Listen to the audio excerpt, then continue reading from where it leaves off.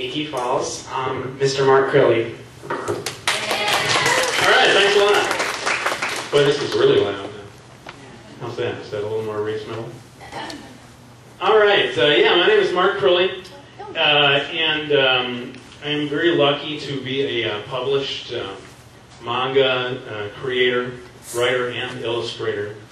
And this is my first project here. Miki Falls just came out this past spring, the first book in the series.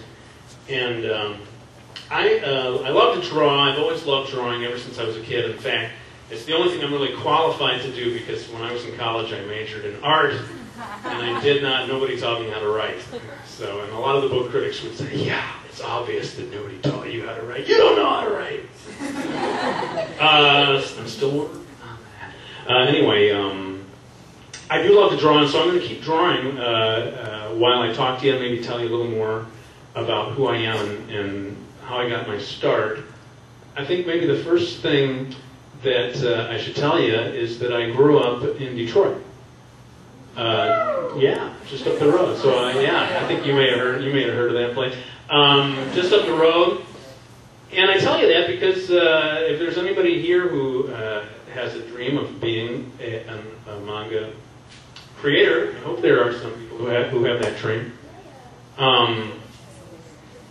I'm living proof that you don't have to be from California or LA or Tokyo necessarily to be a published manga creator, and you don't need to leave the state. I live in Novi, so hopefully that can inspire you. If anybody tells you, "Oh, you'll never make it," there's this strange. I've encountered this strange idea that a lot of people have. I do YouTube videos, how to draw videos, and so I'm starting to kind of get in touch with a lot of young people across the nation and the world, and some of them will say, "Do I have to move to Japan to be a published manga creator?"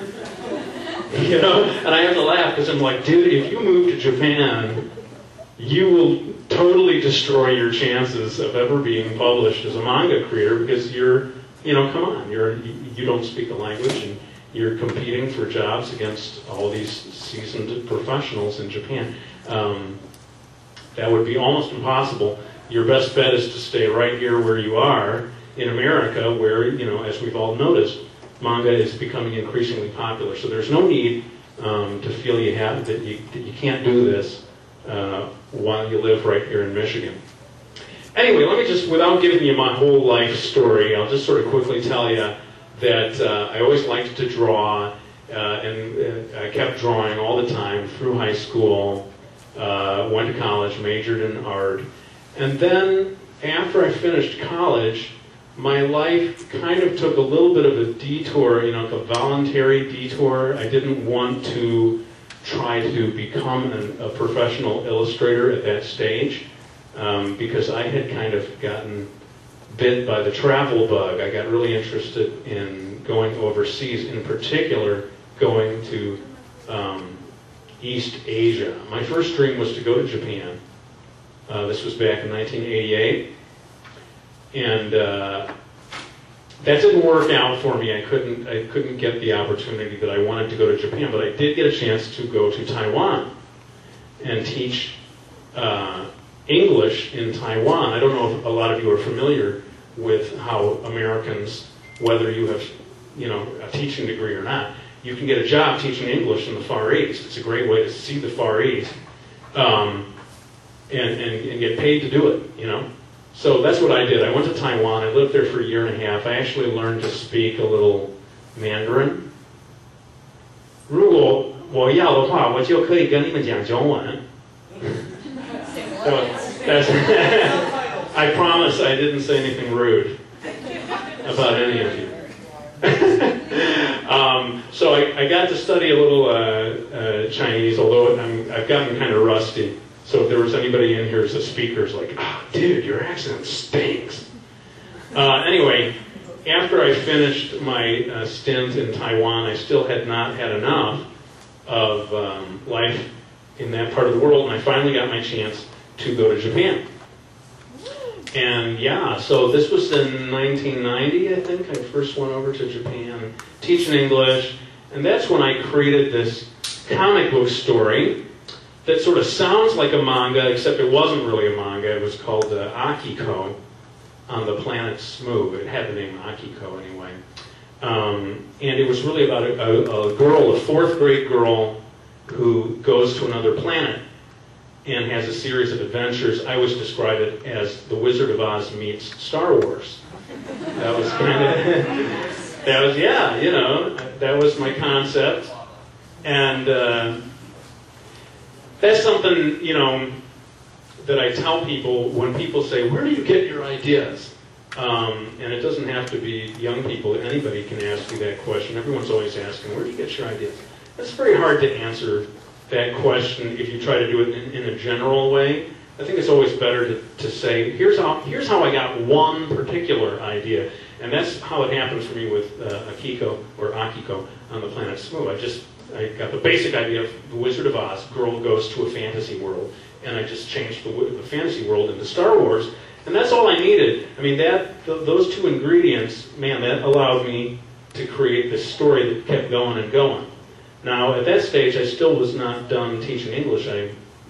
I went back to Taiwan for another stint doing that. But I had this story that I did, a comic book story, not really a manga story. It was more like an American comic book style that I was doing. Anyway, I came back to America, and then I finally decided, hey, Mark, you know, I guess I was 28 at that stage. It was like, time to stop goofing around and try to get published. So here's the key thing to anybody in here who is interested in getting published. Here's how it worked for me, and I don't know if it'll necessarily work this way anymore, but I completed my story. It was 33 pages long. It was not in the manga style, but the same principle, I think, would apply. If you have an idea for a story, do the story, okay? No one can publish an idea, right? They need the actual story. And then what I did is I just made every page as professional, they call it photo ready, you know? I just made it look as clean and polished and perfect as I could. I just put all, you know, whatever, years of my experience into creating those pages.